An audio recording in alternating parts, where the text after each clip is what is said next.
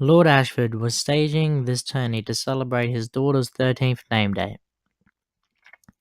The fair maid would sit by her father's side as the reigning queen of love and beauty. 5 champions wearing her favours would defend her. All others must perforce be challengers, but any man who could defeat one of the champions would take his place and stand as a champion himself, until such time as another challenger unseated him. At the end of 3 days of jousting, the 5 who remained would determine whether the fair maid would retain the crown of love and beauty, or whether another would wear it in her place. Dunk stared at the grassy lists and the empty chairs on the viewing stand and pondered his chances. One victory was all he needed. Then he could name himself one of the champions of Ashford Meadow, if only for an hour. The old man had lived nigh on 60 years and had never been a champion. It is not too much to hope for, if the gods are good.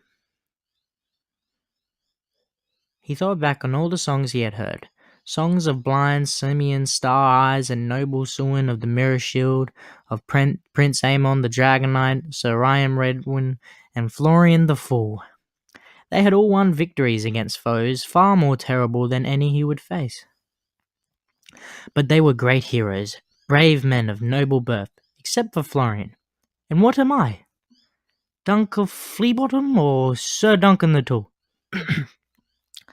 He supposed he would learn the truth of that soon enough. He hefted the sack of armour and turned his feet toward the merchant's stalls, in search of steely pate. Egg had whirred manfully at the campsite. Dunk was pleased. He had been half afraid his squire would run off again. "Did you get a good price for your palfrey?" the boy asked. "How did you know I sold her?" "You rode off and walked back, and if robbers had stolen her, you'd be more angry than you are." "I got enough for this." Dunk took out his new armour to show the boy. "If you're ever to be a knight, you'll need to know good steel from bad. Look here, this is fine work. This mail is double chain, each link bound to 2 others. See? It gives more protection than single chain. And the helm? Paint's round at the top. See how it curves? A sword or an axe will slide off where they might bite through a flat-topped helm." Dunk lowered the great helm over his head. "How does it look?" "There's no visor," Egg pointed out. "There's air holes. Visors are points of weakness," Steely Pate had said as much. "If you knew how many knights have taken an arrow in the eye as they lifted their visor for a succor call air, you'd never want one," he told Dunk. "There's no crest either," said Egg. "It's just plain." Dunk lifted off the helm. "Plain is fine for the likes of me. See how bright the steel is. It will be your task to keep it that way. You know how to scour mail." "In a barrel of sand," said the boy. "But you don't have a barrel. Did you buy a pavilion too, sir?" "I didn't get that good a price. The boy is too bold for his own good. I ought to beat that out of him. He knew he would not, though. He liked the boldness. He needed to be bolder himself. My squire is braver than I am, and more clever." "You did well here, Egg," Dunk told him. "On the morrow, you'll come with me. Have a look at the tourney grounds. We'll buy oats for the horses and fresh bread for ourselves. Maybe a bit of cheese as well. They were selling good cheese at one of the stalls." "I won't need to go into the castle, will I?" "Why not? One day I mean to live in a castle. I hope to win a place above the salt before I'm done." The boy said nothing. Perhaps he fears to enter a lord's hall, Dunk reflected. That's no more than might be expected. He will grow out of it in time. He went back to admiring his armour and wondering how long he would wear it. Sir Manfred was a thin man with a sour look on his face. He wore a black surcoat slashed with the purple lightning of House and Darien, but Dunk would have remembered him anyway by his unruly mane of red gold hair. "Sir Alan served your lord father when he and Lord Karen burned the Vulture King out of the Red Mountains, sir," he said from one knee. "I was only a boy then, but I squired for him. Sir Alan of Pennytree." Sir Manfred scowled. "No, I know him not. Nor you, boy." Dunk showed him the old man's shield. "This was his sigil, the Winged Chalice, or Callus." My lord father took 800 knights and near 4,000 foot into the mountains. I cannot be expected to remember every one of them, nor what shields they carried. It may be that you were with us, but... Sir Manfred shrugged. Dunk was struck speechless for an instant. The old man took a wound in your father's service. How can you have forgotten him? They will not allow me to challenge unless some knight or lord will vouch for me. And what is that to me? Said Sir Manfred. I have given you enough of my time, sir. If he went back to the castle without Sir Manfred, he was lost. Dunk eyed the purple lightning embroidered across the black wool of Sir Manfred's surcoat and said, I remember your father telling the camp how your house got its sigil. One stormy night, as the first of your line bore a message across the Dornish marches, an arrow killed his horse beneath him and spilled him on the ground. 2 Dornishmen came out of the darkness in ringmail and crested helms. His sword had broken beneath him when he fell.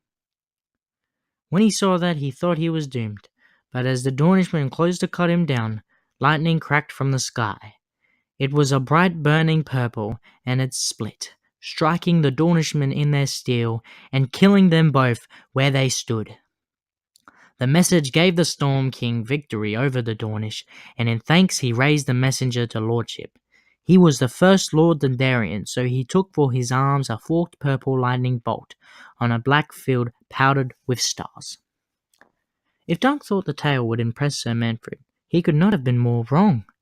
Every potboy and groom who has ever served my father hears that story soon or late. Knowing it does not make you a knight. Begone with you, sir. It was with a leaden heart that Dunk returned to Ashford Castle, wondering what he might say so that Plummer would grant him the right of challenge. The steward was not in his turret chamber, however. A guard told him he might be found in the great hall. Shall I wait here? Dunk asked. How long will he be? How should I know? Do what you please. The great hall was not so great, as halls went, but Ashford was a small castle. Dunk entered through a side door, and spied the steward at once. He was standing with Lord Ashford and a dozen other men at the top of the hall. He walked towards them, beneath a wall hung with wall tapestries of fruits and flowers. More concerned if they were your sons, I'll wager, an angry man was saying as Dunk approached. His straight hair and square-cut beard were so fair they seemed white in the dimness of the hall, but as he got closer, he saw that they were in truth a pale silvery colour touched with gold. Daron has done this before, another replied. Plummer was standing so as to block Dunk's view of the speaker. You should never have commanded him to enter the list. He belongs on a tourney field, no more than Aerys does, or Rhaegal. By which you mean he'd sooner ride a whore than a horse, the first man said. Thickly built and powerful, the prince. He was surely a prince, wore a leather brigandine and covered with silver studs beneath a heavy black cloak trimmed with ermine. Pox scars marked his cheeks, only partly concealed by his silvery beard. I do not need to be reminded of my son's failings, brother. He has only 18 years. He can change. He will change. Gods be damned. I swear, I'll see him dead. Don't be an utter fool. Daron is what he is, but he is still your blood and mine. I have no doubt Sir Roland will turn him up, and Aegon with him. When the tourney is over, perhaps. Arion's here. He is a better lance than Daron in any case, if it is the tourney that concerns you. Dunk could see the speaker now. He was seated in the high seat, a sheaf of parchments in one hand, Lord Ashford hovering at his shoulder. Even seated, he looked to be a head taller than the other, to judge from the long straight legs stretched out before him. His short-cropped hair was dark and peppered with grey, his strong jaw clean-shaven. His nose looked as though it had been broken more than once, though he was dressed very plainly in green doublet, brown mantle, and scuffed boots. There was a weight to him, a sense of power and certainty. It came to Dunk that he had walked in on something that he ought never have heard. I had best go, and come back later, when they are done, he decided. But it was already too late. The prince with the silvery beard suddenly took note of him. Who are you, and what do you mean by bursting in on us? He demanded harshly. He is a knight that our good steward was expecting, the seated man said, smiling at Dunk in a way that suggested he had been aware of him all the time. You and I are the intruders here, brother. Come closer, sir. Dunk edged forward, uncertain what was expected of him. He looked at Plummer, but got no help there. The pinched-faced steward who had been so forceful yesterday now stood silent, studying the stones of the floor. My lords, he said, I asked Sir Manfred de Darien to vouch for me so I might enter the list, but he refuses. He says he knows me not. Sir Alan served him, though. I swear it. I have his sword and shield. A shield and a sword do not make a knight, declared Lord Ashford, a big bald man with a round red face. Plummer has spoken to me of you. Even if we accept that these arms belong to this Sir Alan of Pennytree, it may well be that you found him dead and stole them. Unless you have some better proof of what you say, some writing or... I remember Sir Alan of Pennytree, the man in the high seat said quietly. He never won a tourney, that I know, but he never shamed himself either. At King's Landing 16 years ago, he overthrew Lord Stokeworth and the bastard of Harrenhal in the melee. And many years before at Lannisport he unhorsed the Grey Lion himself. The lion was not so grey then, to be sure. He told me about that many a time, said Dunk. The tall man studied him. Then you'll remember the Grey Lion's true name, I have no doubt. For a moment there was nothing in Dunk's head at all. 1,000 times the old man had told that tale. 1,000 times the lion, his name, his name, his name. He was near despair when suddenly came Sir Damon Lannister, he shouted. The Grey Lion, he's Lord of Casterly Rock now. So he is, said the tall man pleasantly. And he enters the lists on the morrow. He rattled the sheaf of papers in his hand. How can you possibly remember some insignificant hedge knight who chanced to unhorse Damon Lannister 16 years ago? Said the prince with the silver beard, frowning. And make it a practice to learn all I can of my foes. Why would you deign to joust with a hedge knight? It was 9 years past at Storm's End. Lord Baratheon held a hassitude to celebrate the birth of a grandson. The lots made Sir Arlen my opponent in the first tilt. We broke 4 lances before I finally unhorsed him. 7, insisted Dunk, and that was against the Prince of Dragonstone. No sooner were the words out than he wanted them back. Dunk the Lunk, thick as a castle wall. He could hear the old man chitting. So it was. The prince with the broken nose smiled gently. Tales grow in the telling, I know. Do not think ill of your old master, but it was 4 lances only, I fear. Dunk was grateful that the hall was dim. He knew his ears were red. My lord, no, that's wrong too. Your grace, he fell to his knees and lowered his head.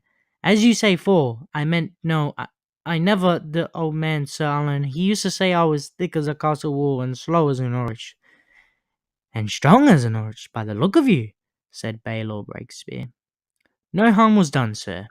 Rise. Dunk got to his feet, wondering if he should keep his head down or if he was allowed to look at a prince in the face. I'm speaking with Baylor Targaryen, Prince of Dragonstone, Hand of the King, and heir apparent to the Iron Throne of Aegon the Conqueror. What could a hedge knight dare say to such a person?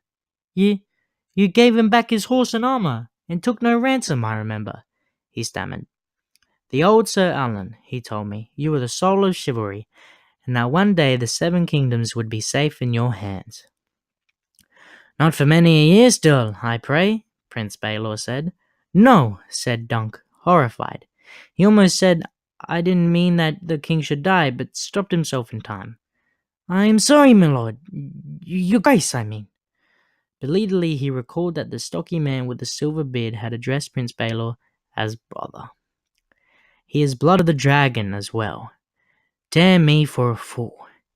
He could only be Prince Maker, the youngest of King Darren's 4 sons. Prince Aerys was bookish, and Prince Rhaegal mad, meek, and sickly. Neither was like to cross half the realm to attend a tourney, but Maker was said to be a redoubtable warrior in his own right, though ever in the shadow of his eldest brother. You wish to enter the lists, is that it? Asked Prince Baylor. That decision rests with the master of the games, but I see no reason to deny you. The steward inclined his head. As you say, my lord. Dunk tried to stammer out thanks, but Prince Michael cut him off. Very well, sir. You are grateful. Now be off with you. You must forgive my noble brother, sir, said Prince Baelor. Two of his sons have gone astray on their way here, and he fears for them. The spring rains have swollen many of the streams, said Dunk. Perhaps the princes are only delayed. I did not come here to take counsel from a hedge knight, Prince Michael declared to his brother. You may go, sir, Prince Baelor told Dunk, not unkindly. Yes, my lord. He bowed and turned, but before he could get away, the prince called after him. Sir, one thing more. You are not of Sir Alan's blood. Yes, my lord. No, I'm not. The prince nodded at the battered shield Dunk carried and the winged callus upon its face. By law, only a true-born son is entitled to inherit a knight's arms. You must needs find a new device, sir, a sigil of your own. I will, said Dunk. Thank you again, your grace. I will fight bravely, you'll see. As brave as Baelor Breakspear, the old man would often say.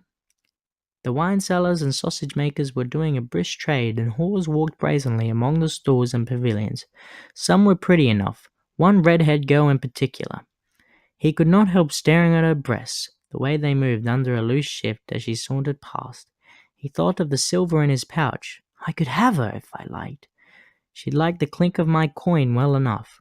I could take her back to my camp and have her all night if I wanted. He had never lain with a woman, and for all he knew he might die in his first tilt. Tourneys could be dangerous, but whores could be dangerous too.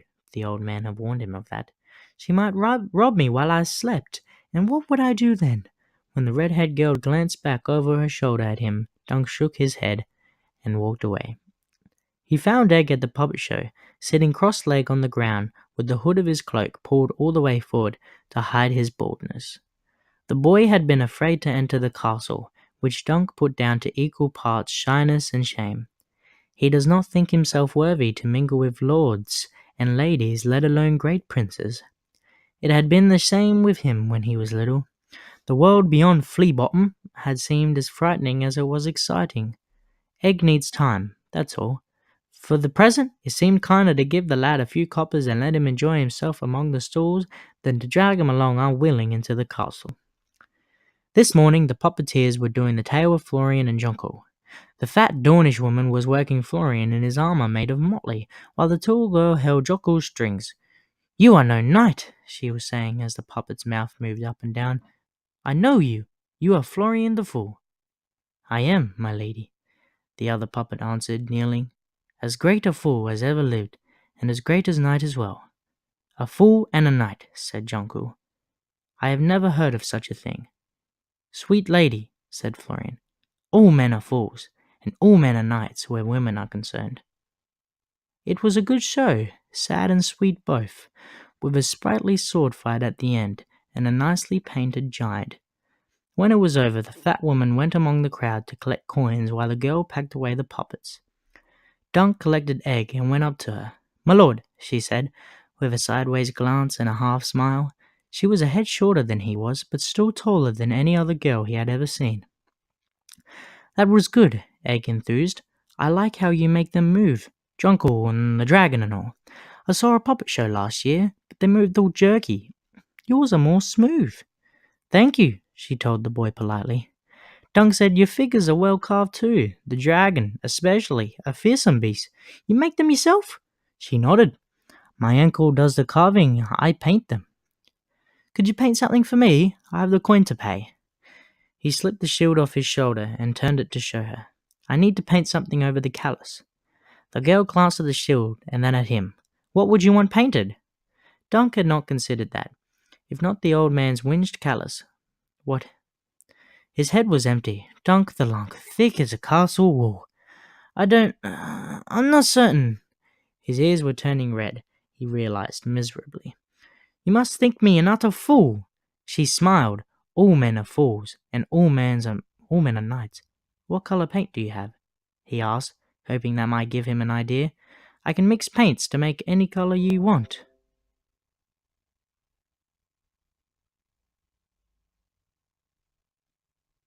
The old man's brown had always seemed drab to Dunk. The field should be the color of sunset, he said suddenly. The old man liked sunsets and the device. An elm tree, said Egg. A big elm tree, like the one by the pool with a brown trunk and green branches. Yes, Dunk said, that would serve. An elm tree, but with a shooting star above. Could you do that? The girl nodded. Give me the shield. I'll paint it this very night and have it back to you on the morrow. Dunk handed it over. I am called Sir Duncan the Tall. I'm Tansel, she laughed. Tansel Tootle, the boys used to call me.